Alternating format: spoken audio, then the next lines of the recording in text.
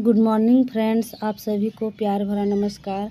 Friends, आप सभी का स्वागत है अपने चैनल सुनीता साहित्य एकेडमी में। फ्रेंड्स, आज हम लोग पढ़ेंगे वापसी कहानी। इस कहानी के नायक हैं गजाधर बाबू। तो चलिए हम लोग शुरू करते हैं और गजाधर बाबू के बारे में जानने की कोशिश करेंगे। गजाधर बाबू ने कमरे में जमा सामान पर एक नज़र दौड़ाई। 2 बक्स, डोलची, बाल्टी, यह डिब्बा। कैसी है गणेशी? उन्होंने पूछा। गणेशी बिस्तर बांधता हुआ कुछ गर्व, कुछ दुख, कुछ लज्जा से बोला।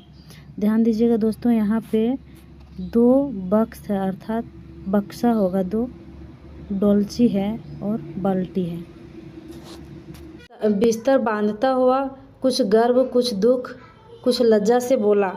घरवाली ने साथ को कुछ बेसन के लड्डू रख दिए हैं। क्या है? बेसन के लड्डू। कहा बाबूजी को पसंद थे। अब कहाँ हम गरीब लोग आपकी कुछ खातिर कर पाएंगे। घर जाने की खुशी में गजाधर बाबू ने एक विषाद का अनुभव किया। कैसा अनुभव किया? घर जाने की खुशी में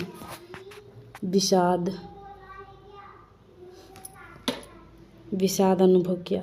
जैसे एक परिचित स्नेह, आदरमय, सहज संसार से उनका नाता टूट रहा था। क्या हो रहा था? नाता टूट रहा हो, ऐसा लग रहा था उनको। कभी कभी हम लोगों की भी खबर लेते रहिएगा, गणेशी बिस्तर में रस्सी बांधता हुआ बोला। ये कथन भी पूछ सकता है, बहुत ही इम्पोर्टेंट है ये। कभी कभी हम लोगों की खबर लेते रहिएगा, ये किनका कथन है? तो ये कौन बोलते हैं? गणेशी बोलते हैं। कभी कुछ ज़रूरत हो तो लिखना गणेशी, इस अगहन तक बिटिया की शादी कर दो। अगहन में हो रहा है बिटिया की शादी। गणेशी ने अंगोछे के छोर से आंखें पोंछी। अब आप लोग सहारा ना देंगे तो कौन देगा? आप यहाँ रहते तो शादी में कुछ हौसला रहता। गजाधर बाबू चलने को तैयार बैठे थे। रेलवे क्वार्टर का यह कमरा, याद रखिएगा, ये गजाधर बाबू किस में काम करते थे? रेलवे डिपार्टमेंट में। रेलवे, जिसमें उन्होंने कितने वर्ष बिताए थे, उनका सामान हट जाने से कुरूप और नगन लग रहा था। आंगन में रोपे पौधे भी जान पहचान के लोग ले गए थे और जगह जगह मिट्टी बिखरी हुई थी, पर पत्नी बाल बच्चों के साथ रहने की कल्पना में यह बिछोह एक दुर्बल लहर की तरह उठकर विलीन हो गया। गजाधर बाबू खुश थे, बहुत खुश थे। 35 साल की नौकरी के बाद वह रिटायर होकर जा रहे थे। बहुत ही ये महत्वपूर्ण 35 वर्ष। कितने वर्ष? 35 वर्ष तक दोस्तों, 35 वर्ष तक वो नौकरी किया, उसके बाद रिटायर हो रहे थे। इन वर्षों में अधिकांश समय उन्होंने अकेले रहकर काटा था। उन अकेले क्षणों में उन्होंने इसी समय की कल्पना की थी जब वह अपने परिवार के साथ साथ रह सकेंगे। इसी आशा के सहारे वह अपने अभाव का बोझ ढो रहे थे। संसार की दृष्टि में उनका जीवन सफल कहा जा सकता था। उन्होंने शहर में एक मकान बनवा लिया था। बड़े लड़के अमर, लड़की कांति, लड़की का नाम है कांति की शादियां कर दी थी। 2 बच्चे ऊंची कक्षाओं में पढ़ रहे थे। किनका शादी हो गया है? अमर का और कांति का शादी हो गया। बाकी 2 बच्चे हैं, ऊंची कक्षाओं में पढ़ रहे हैं। गजाधर बाबू नौकरी के कारण प्रायः छोटे स्टेशनों पर रहे और उनके बच्चे और पत्नी शहर में, जिससे पढ़ाई में बाधा ना हो। गजाधर बाबू जो थे हमेशा छोटे स्टेशनों पर ही काम किए। गजाधर बाबू स्वभाव से बहुत स्नेही व्यक्ति थे और स्नेह के आकांक्षी भी। कैसे थे स्वभाव से? बहुत ही स्नेही थे। जब परिवार साथ था, ड्यूटी से लौटकर बच्चों से हंसते बोलते पत्नी से कुछ मनोविनोद करते। उन सबके चले जाने से उनके जीवन में गहन सूनापन भर उठा। खाली क्षणों में उनसे घर में टिका न जाता। कभी प्रकृति के ना होने पर भी उन्हें पत्नी की स्नेहपूर्ण बातें याद आती रहती। दोपहर में गर्मी होने पर भी 2 बजे तक आग जलाए रहते और उनके स्टेशन से वापस आने पर गरम गरम रोटियां सेकती। उनके खा चुकने और मना करने पर भी थोड़ा सा कुछ और थाली में परोस देती और बड़े प्यार से आग्रह करती। जब वह थके हारे बाहर से आते तो उनकी आहट पा वह रसोई के द्वार पर निकल आती और उसकी सजल आंखें मुस्कुरा उठती। गजाधर बाबू को तब हर छोटी बात भी याद आती और वह उदास हो उठते। अब कितने वर्षों बाद वह अवसर आया था जब वह फिर उसी स्नेह और आदर के मध्य रहने जा रहे थे। गजाधर बाबू जो हैं रेलवे स्टेशन में अपने काम करते वक्त किस तरह से पत्नी को याद करते थे, वो सब सारी बातें को जिक्र किए हैं।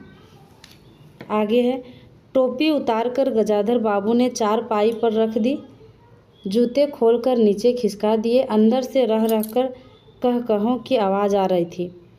इतवार का दिन था, ध्यान रखिएगा कौन सा दिन, इतवार का दिन था और उनके सब बच्चे इकट्ठे होकर नाश्ता कर रहे थे। गजाधर बाबू के सूखे चेहरे पर स्निग्ध मुस्कान आ गई। उसी तरह मुस्कुराते हुए वह बिना खांसे अंदर चले आए। उन्होंने देखा कि नरेंद्र कमर पर हाथ रखे शायद गत रात्रि की फिल्म में देखे गए किसी नृत्य की नकल कर रहा था। नृत्य की नकल कौन कर रहा था? नरेंद्र। और बसंती हंस कर दुहरी हो रही थी। कौन हंस रही थी दोस्तों? बसंती हंस रही थी।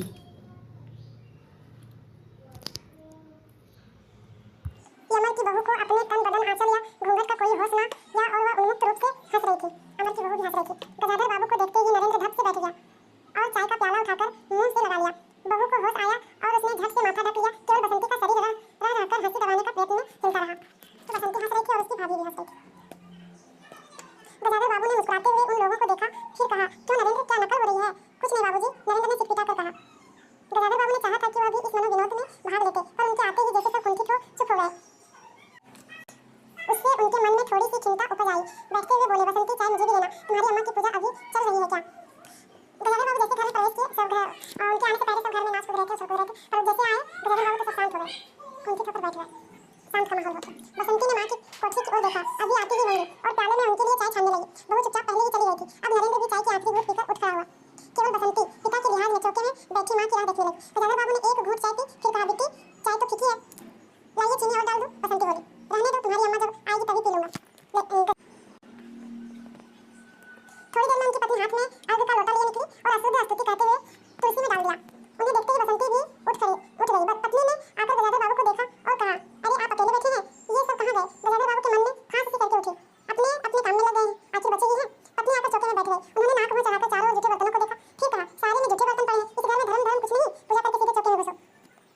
फिर उसकी पत्नी नौकर को पुकारती। उन्होंने नौकर को पुकारा, जब उत्तर ना मिला तो एक बार और उच्च स्वर में फिर पति की ओर देखकर बोली। बहू ने भेजा होगा बाजार और एक लंबी सांस लेकर चुप हो गई। गजाधर बाबू बैठकर चाय और नाश्ते का इंतजार करते रहे। उन्हें अचानक ही गणेशी की याद आ गई। रोज सुबह पैसेंजर आने से पहले वह गरम गरम पूरियां और जलेबी बनाता था। गजाधर बाबू जब तक उठकर तैयार होते, उनके लिए जलेबियां और चाय लाकर रख देता था। चाय भी कितनी बढ़िया, कांच के गिलास में ऊपर तक भरी लबालब, पूरे 2.5 चम्मच चीनी और गाढ़ी मलाई। पैसेंजर भले ही रानीपुर लेट पहुंचे, गणेशी ने चाय पहुंचाने में कभी देर नहीं की। क्या मजाल है कि कभी उससे कुछ कहना पड़े। पत्नी का शिकायत भरा स्वर सुन उनके विचारों में व्याघात पहुंचा।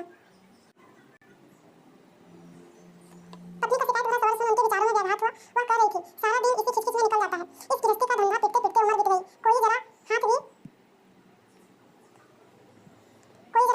नहीं बताता। बहू क्या करती? गजाधर बाबू ने पूछा। पढ़ी रहती है बसंती को, तो फिर कहो कॉलेज जाना पड़ता है। गजाधर बाबू ने प्यार से समझाया, तुम सुबह पढ़ लिया करो, तुम्हारी माँ बूढ़ी हुई, उनके शरीर में वो शक्ति नहीं बची है, तुम हो, तुम्हारी भाभी है, दोनों मिलकर काम में हाथ बटाना चाहिए। बसंती चुप रह गई। उसके जाने के बाद उसकी माँ ने धीरे से कहा, पढ़ने का तो बहाना है, कभी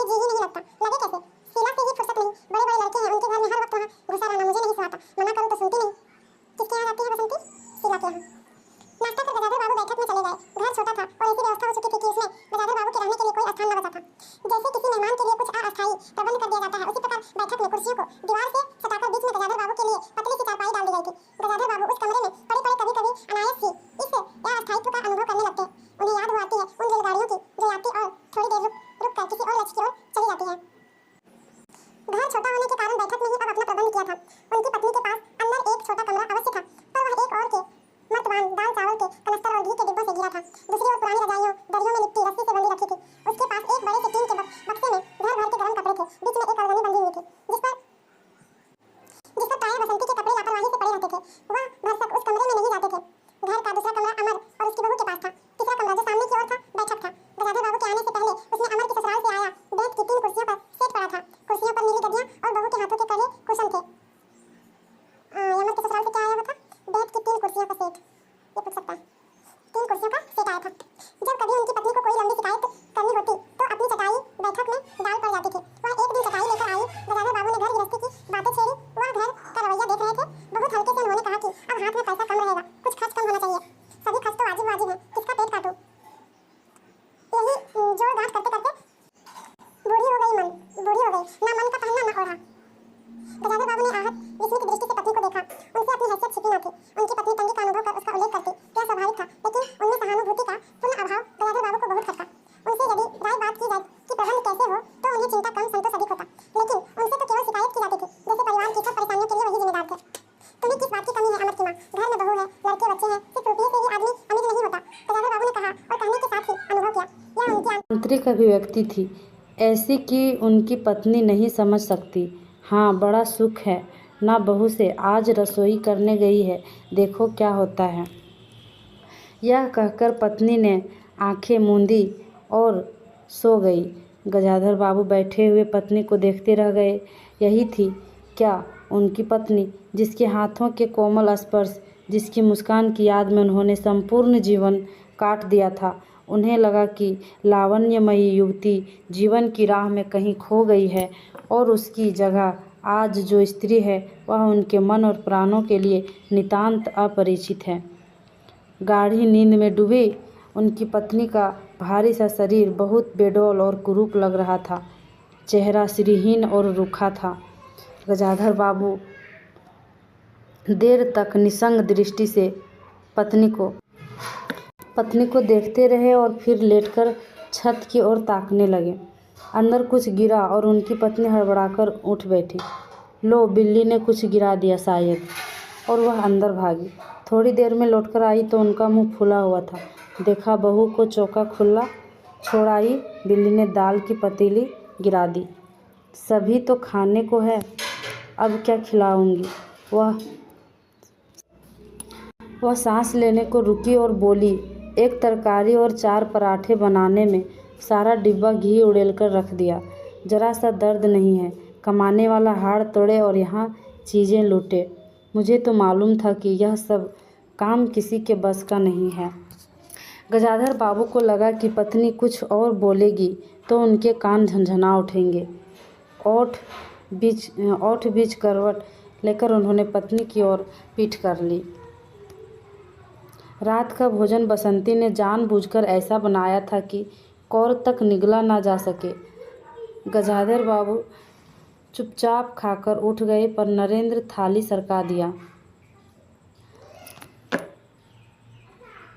सरकाकर उठ खड़ा हुआ और बोला, मैं ऐसा खाना नहीं खा सकता।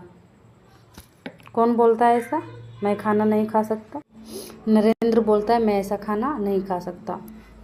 बसंती तुनक कर बोली, तो ना खाओ, कौन तुम्हारी खुशामद करता है? तुमसे खाना बनाने को कहा किसने था? नरेंद्र चिल्लाया, बाबूजी ने। बाबूजी को बैठे बैठे यही सूझता है। देखिए लोग कैसे कैसे बोल रहे हैं। बसंती को उठाकर माँ ने नरेंद्र को मनाया और अपने हाथ से कुछ बनाकर खिलाया। गजाधर बाबू ने बाद में पत्नी से कहा, इतनी बड़ी लड़की हो गई और उसे खाना बनाने तक का शऊर नहीं आया? अरे आता तो सब कुछ करना है, करना नहीं चाहती, पत्नी ने उत्तर दिया। अगली शाम माँ को रसोई में देख कपड़े बदलकर बसंती बाहर आई तो बैठक से गजाधर बाबू ने टोक दिया, कहाँ जा रही हो? पड़ोस में शीला के घर बसंती ने कहा। शीला इसकी सहेली है ना, इसीलिए जाती है। कोई ज़रूरत नहीं है, अंदर जाकर पढ़ो, गजाधर बाबू ने कड़े स्वर में कहा। कुछ देर अनिश्चित खड़े रहकर बसंती अंदर चली गई। गजाधर बाबू शाम को रोज़ टहलने चले जाते थे। कहाँ जाते थे शाम को? टहलने जाते थे। लौटकर आए तो पत्नी ने कहा, क्या कह दिया? बसंती से, शाम से मुंह लपेटे पड़ी है, खाना भी नहीं खाया। गजाधर बाबू खिन्न हो गए। पत्नी की बात का उन्होंने कुछ उत्तर नहीं दिया। उन्होंने मन में निश्चय कर लिया कि बसंती की शादी जल्दी ही कर देनी है। उस दिन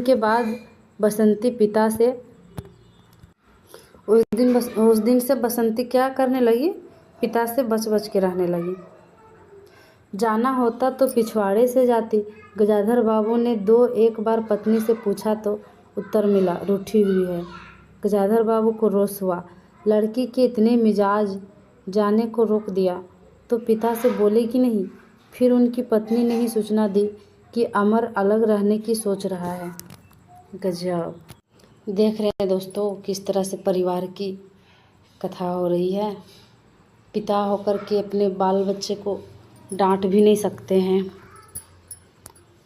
ये रियल में भी ऐसा हो रहा है और इसको दिखाया गया है साहित्य के माध्यम से। गजाधर बाबू फिर पूछते हैं, क्यों? गजाधर बाबू ने चकित होकर पूछा। पत्नी ने साफ साफ उत्तर नहीं दिया। अमर और उसकी बहू की शिकायतें बहुत थी। उनका कहना था कि गजाधर बाबू हमेशा बैठक में ही पड़े रहते हैं। कोई आने जाने वाला हो तो कहीं बिठाने को जगह नहीं। अमर को अब भी वह छोटा सा समझते थे और मौके बेमौके टोक देते थे। बहू को काम करना पड़ता था और सास जब तक फूहड़पन पर ताने देती रहती थी। हमारे आने से पहले भी कभी ऐसी बात हुई थी? गजाधर बाबू ने पूछा। पत्नी ने सिर हिलाकर बताया कि नहीं। पहले अमर घर का मालिक बनकर रहता था। बहू को कोई रोक टोक ना थी। अमर के दोस्तों का प्रायः यहीं अड्डा जमा रहता था और अंदर से नाश्ता चाय तैयार होकर जाता रहता था। बसंती को भी वही अच्छा लगता था। देखिए गजाधर बाबू आ गए तो उन लोग का सारा कंट्रोल हो गया, नियंत्रण हो गया मनमानी करने का। तो देखिए कैसे लोग सब मुंह फुला रहे हैं।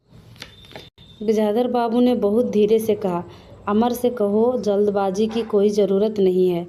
अगले दिन वह सुबह घूमकर लौटे तो उन्होंने पाया कि बैठक में उनकी चारपाई नहीं है। अंदर जाकर पूछने ही वाले थे कि उनकी दृष्टि रसोई के अंदर बैठी पत्नी पर पड़ी। उन्होंने यह कहने को मुंह खोला कि बहू कहाँ है, पर कुछ याद कर चुप हो गए। पत्नी की कोठरी में झांका तो आचार रजाइयों और कनस्तरों के मध्य अपनी चारपाई लगी पाई। गजाधर बाबू ने कोट उतारा और कहीं टांगने को दीवार पर नज़र दौड़ाई। फिर उसे मोड़कर अलगनी के कुछ कपड़े खिसकाकर एक किनारे टांग दिया। कुछ खाए बिना ही अपनी चारपाई पर लेट गए। कुछ भी हो, तन आखिरकार बूढ़ा ही था।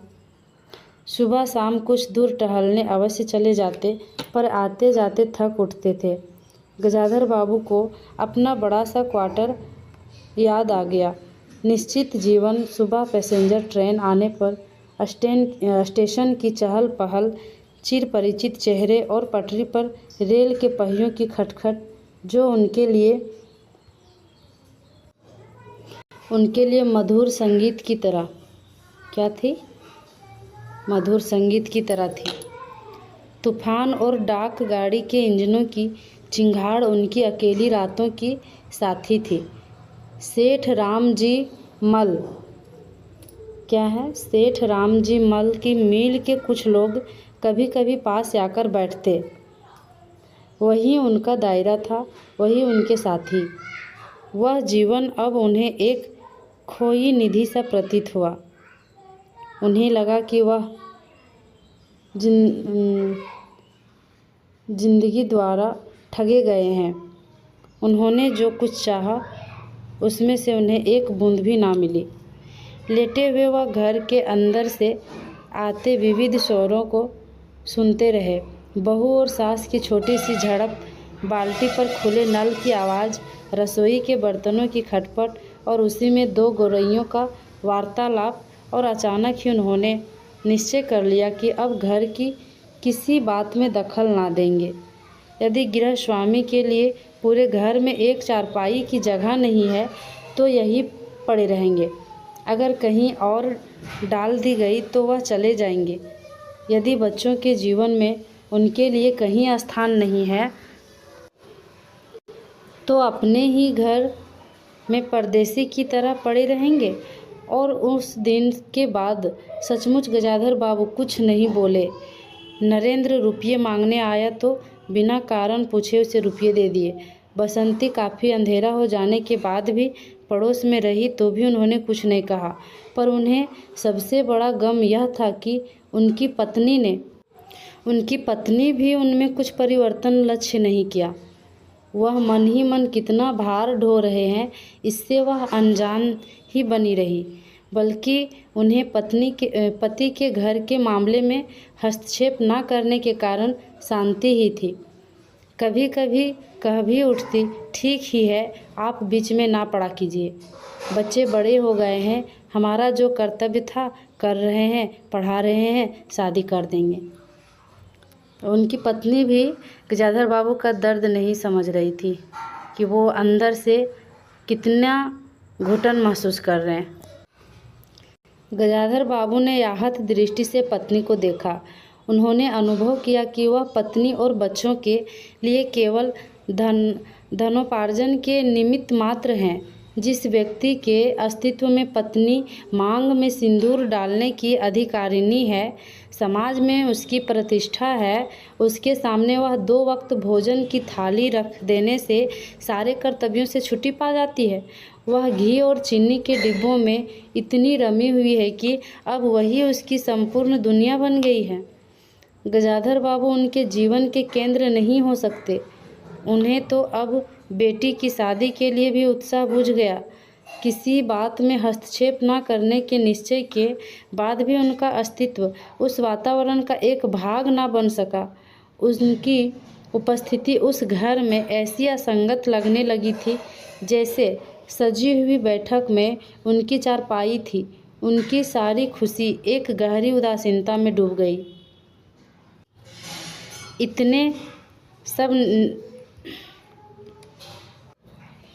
इतने सब निश्चयों के बावजूद एक दिन बीच में दखल दे बैठे।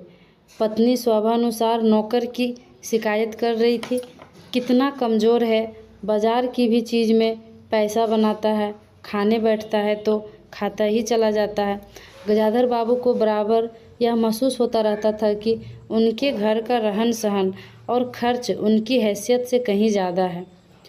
पत्नी की बात सुनकर कहते हैं कि नौकर का खर्च बिल्कुल बेकार है, छोटा मोटा काम है, घर में 3 मर्द हैं, कोई ना कोई कर ही देगा। उन्होंने उसी दिन नौकर का हिसाब कर दिया।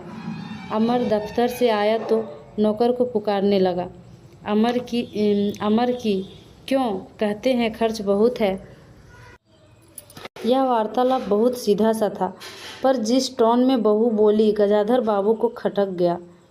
उस दिन जी भारी होने के कारण गजाधर बाबू टहलने नहीं गए थे।